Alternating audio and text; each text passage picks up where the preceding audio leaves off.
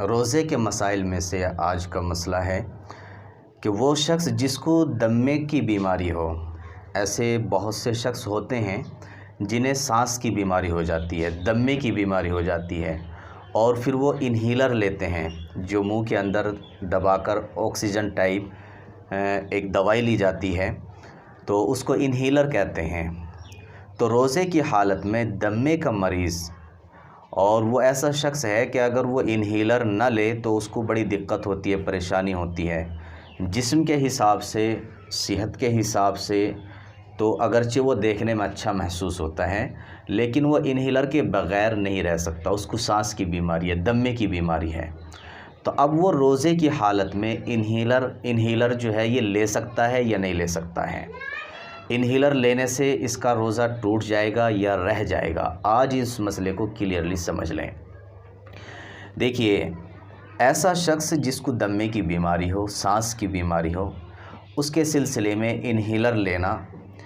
تو اس کے بارے میں مفتیان کرام کی 3 رائے، آج کے جو مفتیان کرام ہیں، کیونکہ یہ انہیلر کا جو معاملہ ہے یہ ابھی ایجاد ہوا ہے، تو مفتیان کرام کی جو ہے 3 رائے اس میں ہیں۔ ایک رائے تو یہ ہے کہ اگر کوئی شخص روزے کی حالت میں انہیلر لیتا ہے تو اس سے اس کا روزہ ٹوٹ جائے گا، لہٰذا اس کو اجازت نہیں ہے کہ وہ اس صورت میں انہیلر لے، یعنی روزہ رکھنے کی صورت میں۔ اگر اس کو زیادہ دقت اور پریشانی آتی ہے تو وہ روزہ نہ رکھے، بلکہ جب اس کو صحت ہو جائے تو اس کے بعد اس کو وہ قضا کر لے، اور اگر اس کو صحت نہ ہو تو پھر اس کے روزے کے بدلے میں فدیہ دے دے۔ ایک رائے تو یہ ہے مفتیان کرام کی، بعض لوگ یہ کہتے ہیں، اور بعض لوگوں کی رائے یہ ہے کہ انہیلر لینے سے اس کے روزے پر کسی طرح کا کوئی فرق نہیں پڑتا ہے،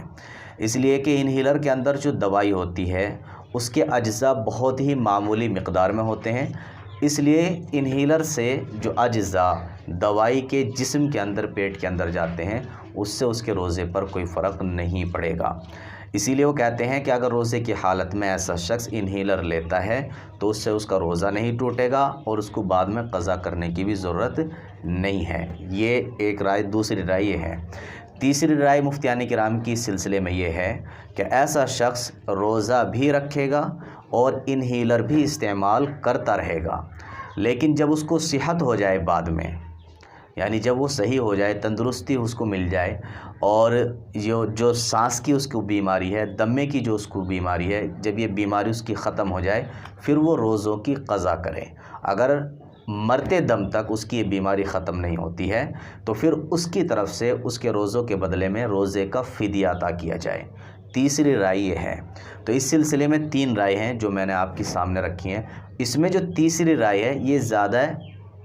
بہتر رائے ہے، یعنی کہ ایسا شخص دمے کا جو مریض ہے، سانس کا جو مریض ہے، وہ روزہ بھی رکھے، انہیلر بھی لیتا رہے، اور بعد میں جب اس کو تندرستی ملے، صحت ملے اور یہ بیماری اس کی ختم ہو تو اس کے بعد جو ہے اس کو روزوں کی قضا کر لینی چاہیے۔ اگر وہ اسی بیماری میں مر جاتا ہے اور آخر عمر تک اس کی بیماری ختم نہیں ہوتی ہے تو پھر اس کے جو وارثین ہیں